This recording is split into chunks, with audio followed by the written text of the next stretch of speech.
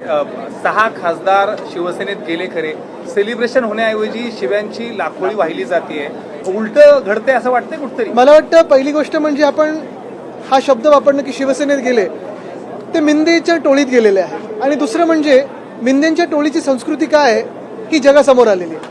आत्ताच आपल्याकडून ऐकलं की एका पळकुटे खासदारांनी ज्यांनी सगळ्यांनाच धमकी देणं सुरू केलंय, स्वप्नात पण आता इकडे तिकडे धमकी देत असेल, त्यांनी प्रेसवाल्यांना धमकी दिली, शिवीगाळ केली. पण मला एक सांगा, सकाळी केली, रात्री केली, कधी केली? म्हणजे नाही म्हणजे ते मूडमधून कुठच्या बाहेर आलेत नाही आलेत हे आहे. आणि दुसरं म्हणजे आपण पाहिलं असेल, काल संजय राऊत साहेबांनी पण सांगितलेलं आहे की लाईनीवर राहा, अन्यथा लाईनीवर आणायला लागेल. तर हे सगळं मला वाटतं भाजपचे वरिष्ठ नेते पाहतात की नाही, हे पंतप्रधान पाहतात की नाही, की पंतप्रधानांना पण अशी लोक अवतीभवती पाहिजेत, हे भाजपची संस्कृती काय बोलते हे मला वाटतं जास्ती आता महत्वाचं ठरेल. आमच्या घरी यायचं नाही आणि कुठलेही प्रश्न आम्हाला विचारायचे नाही, जे प्रश्न होते ते त्याची उत्तरं मी दिलेली आहेत. मुद्दा हाच आहे की काही ठराविक जे पळालेले लोक आहेत त्यांना जनतेचे प्रश्न नकोसे झालेले आहेत, त्यांना कुठचंही बाकीचं दिसत नाही, नुसतं स्वतःचा पैसा वाढणार कसा आणि मग आपल्या स्वतःच्या बँकेच्या खात्यात हा भ्रष्टाचाराचा पैसा येणार कसा, एवढंच त्यांना तप काळजी आहे, बाकी काही काळजी नाही. ते लोकप्रतिनिधी आहेत, अशा पद्धतीनं म्हणणं, पत्रकारांना असं म्हणणं की मला कुठलेही प्रश्न विचारायचे नाही, मग त्यांनी लोकप्रतिनिधी असण्याचा ते आता मिंदे प्रतिनिधी झालेले आहेत, लोकप्रतिनिधी राहिले नाहीयेत. त्यांनी हिंमत असेल एवढं काय ना की शिवीगाळ करतायत, धमक्या देत आहेत, एवढे सगळे दादागिरीचा आव आणत आहेत. मी एवढंच विचारत आहे, थोडी जरी हिंमत आणि लाज असेल ना तर आज खासदारकीचा राजीनामा द्यावा आणि निवडणुका भाजपच्या चेहऱ्यावर किंवा मिंदेंच्या चेहऱ्यावर लढून दाखवा. एवढं दाखवा म्हणजे प्रेसला शिवीगाळ करतात, लोकांना धमके देतात, कार्यकर्त्यांना धमके देतात, हे सगळं एका बाजूला. एवढं जर हिंमत असेल, एवढं जर दम असेल तर राजीनामा द्या आणि निवडणुकीला सामोरे या, हिंमत दाखवा, चला. पण याआधी पण त्यांनी म्हणलं होतं की बॉम्ब नाही उडवून दाखवू घरात, म्हणून तर सांगतो, या फालतूच्या गोष्टी करण्यापेक्षा त्यांनी निवडणुकीला सामोरे यावं. कळेल किती दम आहे त्यांच्यामध्ये. गृह विभागाने दखल घ्यायला पाहिजे होती ना सर. बघा, ह्या राज्याचे गृहमंत्री मुख्यमंत्री आहेत, आता ते कुठपर्यंत त्यांच्या कर्तव्याचं पालन करतात हे आपल्याला कळेल, की राजकारणात ते पण खेचले गेलेत, की त्यांचे हात बांधले गेलेत हे पण कळेल. याला लागूनच या सगळ्या खासदारांना Y+ दर्जाची सुरक्षा व्यवस्था आहे. Y+ दर्जाची सुरक्षा व्यवस्थेमध्ये पत्रकारांना धमकवणं, शिवीगाळ करणं, या सगळ्या म्हणजे त्यांना सुरक्षा आहे, पण इतरांचं काय, हेच तर आम्ही विचारत आहोत. आणि ही सुरक्षा मग कशासाठी दिली, कोणासाठी दिली? म्हणजे लोक यांच्यापासून सुरक्षित राहावे की ह्यांना लोकांपासून धोका आहे, हे देखील आपण पाहू. सर याला लागूनच खरं तर संजय दिनाबद्दल यापूर्वी देखील पूर्ण गॉसिप होत्या, ते तुमच्यासोबत राहतील न राहतील, तरी देखील ठाकरे परिवाराने त्यांच्यावर विश्वास टाकल्यानंतर आज ते ज्या पद्धतीनं वागतायत, खरंच हे कुठतरी मला वाटतं हा नालायकपणा आहे. आणि जसं मी सांगितलं ना, स्वतःमध्ये दम असेल तर राजीनामा देऊन निवडणुका आत्ता लढवा, आत्ताच्या आत्ता लढवा. पासपोर्ट नागरिकता का आधार नहीं रहेगा, केंद्र सरकार द्वारा ये स्पष्ट कर दिया गया है. तो अभी कौन सा नागरिकता का आधार रहेगा ये हमें बताएं, क्योंकि पहले बताया आधार कार्ड ये नागरिकता का आधार नहीं है, फिर अभी पासपोर्ट नहीं है, फिर अभी ये नहीं है, अभी वो नहीं है, अभी चुनाव कार्ड नहीं है. तो नागरिकता किस आधार पे तय की जाएगी ये हमें केंद्र सरकार बताए, क्योंकि आज तक हमने ये देखा है कि पासपोर्ट पे किसी अन्य व्यक्ति के नहीं तो हमारे देश का राष्ट्रपति की सिग्नेचर रहती है, और दूसरे देश को कहा जाता है कि ये मेरे देश के नागरिक है, इन्हें आपके देश में प्रवेश दिया जाए, ये इसकी हम ले रहे हैं. प्रेसिडेंट ऑफ इंडिया की सिग्नेचर है. अगर प्रेसिडेंट ऑफ इंडिया की सिग्नेचर, भारत देश के राष्ट्रपति महोदय की सिग्नेचर, ये हम इसे भी अगर राष्ट्रीयत्व का आधार नहीं मानते तो और क्या मानते? क्या ज्ञानेश कुमार के साथ फोटो खींच के बताए कि हम इस देश के नागरिक हैं? लोकसभा स्पीकर से आपके सांसद मिलने गए थे, जो कुछ भी राजनीतिक नो उम्मीद है, नो, उम्मीद सदन की गरिमा रखिए.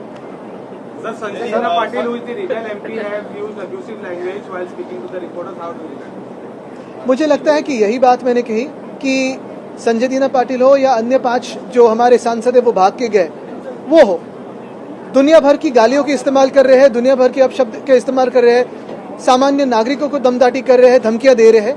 लेकिन अगर इतना ही दम उनमें है तो आज ही इस्तीफा दे और चुनाव लड़े. देखते हैं, दूध का दूध पानी का पानी. देखिए, पुलिस में शिकायत की होगी या ना होगी, लेकिन राज्य के गृह मंत्री ये तो स्वयं मुख्यमंत्री महोदय है, तो फिर राज्य में कानून व्यवस्था है कि नहीं? क्योंकि कल आपने देखा होगा ट्रेन में भी एक हत्या हुई.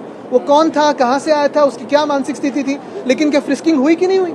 कि ये सारे जो मेटल डिटेक्टर लगाए रखते हैं या कैमरास लगाए हैं, वो सिर्फ सारे ऐसे कारनामे होने के बाद किसी को पकड़ने में या एविडेंस जमा करने में होते हैं, रोकने में क्यों नहीं इस्तेमाल किए जाते? संजय पाटिल बोल रहा है कि आप तैयारी रखें हॉस्पिटल की, आप जो उससे टकराएगा नहीं तो फिर देखिए ये सारी बातें, बड़ी बड़ी बातें तो करते रहिए, लेकिन चुनाव तो सामने आई है, इस्तीफा तो दीजिए, इतना दम है ना तो दिखाए कितने बड़े धुरंधर हो आप। इमरजेंसी का दौर सर नसरापूर संदर्भातला एक दूसरी शिवसेना शिंदे जी की और एनसीपी अजित पवार की।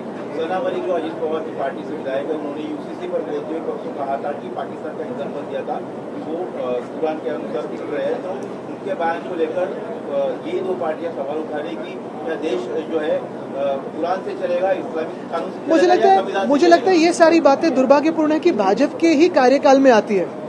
हिंदू खतरे में कब आया? जब भाजपा के प्रधानमंत्री बने। राम मंदिर में घोटाला कब हुआ? जब भाजपा के अभी जो लोग हैं उस ट्रस्ट पे बैठे हुए हैं। उज्जैन जो हमारे देश की सबसे होली सिटी है, जैसे काशी है वैसे ही उज्जैन है, वहां भी जमीन का घोटाला किसने किया है? भाजपा के मुख्यमंत्री ने किया। तो आज हिंदू खतरे में किसकी वजह से? भाजपा की वजह से। ये सारी बातें पहले सरकार में नहीं होती थी, किसी की हिम्मत नहीं होती थी। क्यों हो रही? क्योंकि भाजपा की सरकार हमारे सर पे बैठी है, यानी हिंदुओं को खतरे में लाने वाली ये भाजपा है। एनसीईआरटी में अब बच्चों को जो है इमरजेंसी का पार्ट पढ़ाया जाएगा, इमरजेंसी का काल किस तरीके से? तभी तो हिम्मत तो थी, इमरजेंसी है बताने की। अभी की जो देख रहे हो स्थिति इमरजेंसी से भी खराब है, लेकिन इनमें हिम्मत नहीं है बताने की कि इमरजेंसी है। ये बताइए कि जिस प्रकार से एक दूसरे को गालियां दी जा रही है, भद्दी गालियां दी जा रही है, क्या ये लोकशाही खत्म होने की कगार पर? लोकशाही खत्म हुई है, ये मान के चलिए आप। इसमें कोई दो राय नहीं कि अभी लोकशाही है कि नहीं है। हम दुनिया के सबसे बड़े फॉर्मर लोकतंत्र रहे हैं।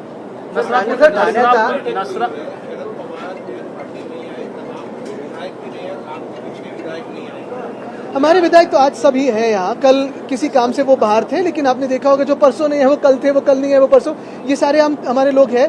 2-3 जो हमारे विधायक है कल उद्धव साहब का जो की टूर है उसके प्लानिंग के लिए भी गए, तो उसमें से बहुत सारी संख्या वहाँ है।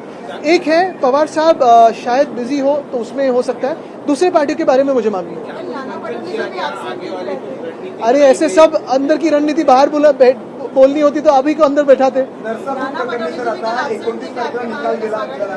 आरोपीला दोषी ठरवण्यात आलेला आहे, 29 तारखेला निकाल लागणार आहेत आणि पीडितांकडून फाशीची शिक्षा देण्यात यावी अशा प्रकारची मागणी केलेली आहे। मला वाटतं पूर्ण त्याच्यावर सगळं काही निकाल लागल्यानंतर त्याच्यावर मी बोलेन, जी काही मागणी असेल ती पण त्याच्या सगळं नंतर। ठाण्याचा टीडीआरचा विषय आज विधानसभेमध्ये हा मुद्दा उचलला आहे, कारण 2800 कोटी ठाणेकरांचे तारण, त्यावर वन विभाग काहीच बोलत नाही। येऊरमध्ये आपण पाहिलं असेल अनेकांचे इलिगल बंगले आहेत, येऊरमध्ये अनेकांचे इलिगल रिसॉर्ट्स आहेत। वन विभाग ठाण्यामधलं आपण पाहिलं असेल, ठाण्यामध्ये खरं तर खूप वेगळे घोटाळे आहेत। आम्ही पण बोलत असतो, हल्ली भाजप पण बोलायला लागलेली आहे, पण मुख्यमंत्र्यांचे हात का बांधले आहेत, कशामुळे बांधले आहेत हे आम्हाला कळत नाहीये, कोणी बांधले? रेलवे ऐसी योजना ला रही है कि फिटिंग के लिए एक कलर कोड 60 लाख तक दिया जाएगा किसी की जगह पर। सबसे पहले सवाल ये है कि क्या फिटिंग अलो की जाएगी कि इसी जगह पर आप लोग जरूर है कि इसी जगह पर फिटिंग, ये जो योजना है आप इसको कैसे देखते हैं कि यह नहीं? अभी ये स्पिटिंग का जो लॉ है वो रील मंत्री कैसे रील बनाते हैं, जैसे कवच पे रील बनाया था, कोई फायदा नहीं हुआ। कल परसों में आपने देखे होंगे जो कल हत्या हुई है रेलवे पे, क्या रेलवे पुलिस फोर्स कर रही है, क्या हो रहा है, कोई जवाब नहीं है। तो और एक रील शायद मंत्री महोदय से आएगा स्पिटिंग पे, लेकिन उसके आगे क्या होगा पता नहीं। नहीं वो आज तो थे ना। चलो जय हिंद, जय महाराष्ट्र। समीर कुरैशी, धन्यवाद।